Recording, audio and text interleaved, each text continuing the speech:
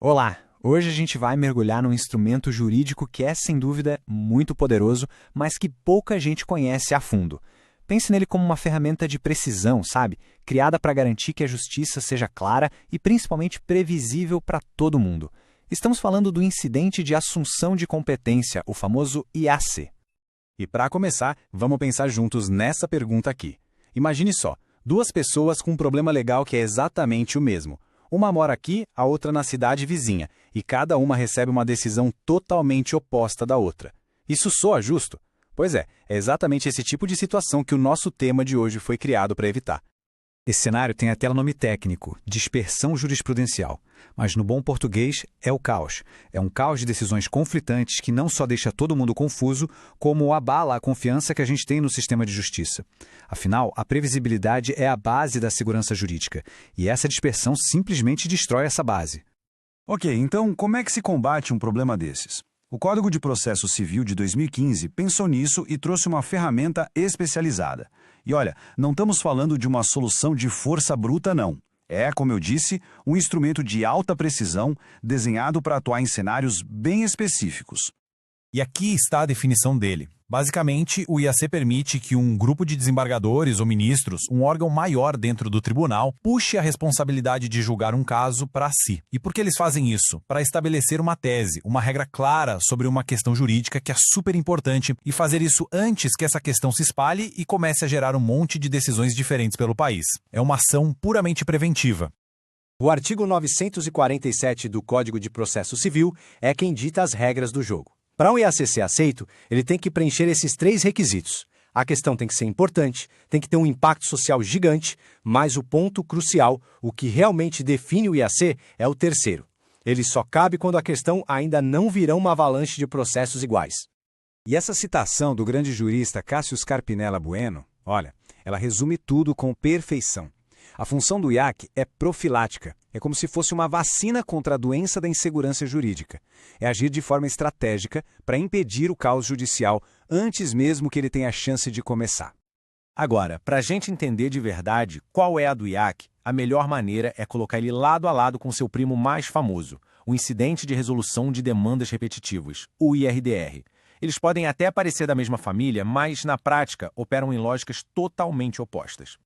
E essa analogia aqui é simplesmente perfeita. Pense no IAC como um fuzil de precisão. Ele dá um tiro único, cirúrgico, num alvo de altíssimo valor. Esse alvo é uma única questão de direito, mas uma questão tão relevante que a resposta para ela vai impactar a sociedade inteira.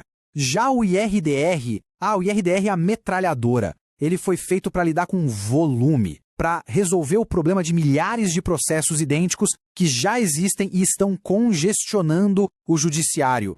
Colocando de um jeito ainda mais simples, o IADR escolhe a dedo um caso que vai servir de modelo, de paradigma, um verdadeiro farol para guiar todas as decisões futuras sobre aquele tema. O IRDR, por outro lado, ele chega para organizar a bagunça, quando a fábrica de processos sobre o mesmo assunto já está funcionando a todo vapor. Um previne, o outro remedia. Certo, mas como é que isso funciona na vida real? Como o ISEAC nasce e chega a uma conclusão? Não é de qualquer jeito não, hein? Existe um caminho, um procedimento bem definido que garante um debate profundo e qualificado antes de se tomar qualquer decisão final. A ideia de abrir um IAC pode vir de vários lugares. O próprio juiz relator do caso pode propor, as partes envolvidas, claro, e também instituições essenciais como o Ministério Público e a Defensoria Pública. Isso mostra o quanto o mecanismo é pensado para ser democrático e acessível. O processo tem uma lógica bem clara. Primeiro vem a proposta. Depois, o tribunal analisa se o caso realmente preenche os requisitos, se merece esse tratamento especial. Se for admitido, aí começa a parte mais rica, um debate aprofundado que pode incluir a opinião de especialistas, os chamados amicus curiae, que são os amigos da corte. Só depois de ouvir todo mundo é que o tribunal vai, enfim, julgar a questão. Tá, mas por que todo esse trabalho, todo esse procedimento complexo? Simples. Porque a decisão que sai de um IAC não é uma decisão qualquer. Ela tem um poder gigantesco, um poder de transformar o sistema judicial. E aqui está a palavra mágica, o ponto central de tudo: vinculante. O que isso significa? Significa que a tese, a regra definida pelo tribunal, se torna obrigatória. Todos os juízes e tribunais de instâncias inferiores daquela jurisdição são obrigados a seguir aquele entendimento. Fim de papo. Acaba a discórdia. E o impacto disso no dia a dia é enorme. Uma tese vinculante do IAC não só acelera julgamentos, como também desestimula que as pessoas entrem com processos que já se sabe que não têm chance de ganhar. O resultado é um sistema mais rápido, mais eficiente, mais justo e, o mais importante de tudo, muito mais previsível para o cidadão. No final das contas, tudo se resume a isso. A1. Uma interpretação.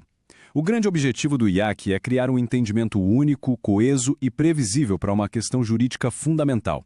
É a busca pela garantia de que a lei será aplicada de forma igual para todos, não importa em qual tribunal o processo caia. E para a gente fechar, fica essa reflexão no ar. Ferramentas como o IACI são essenciais para buscar uniformidade e segurança jurídica. Mas até que ponto essa busca por um padrão pode interferir na liberdade que cada juiz tem de formar sua própria convicção? Esse, sem dúvida, é o grande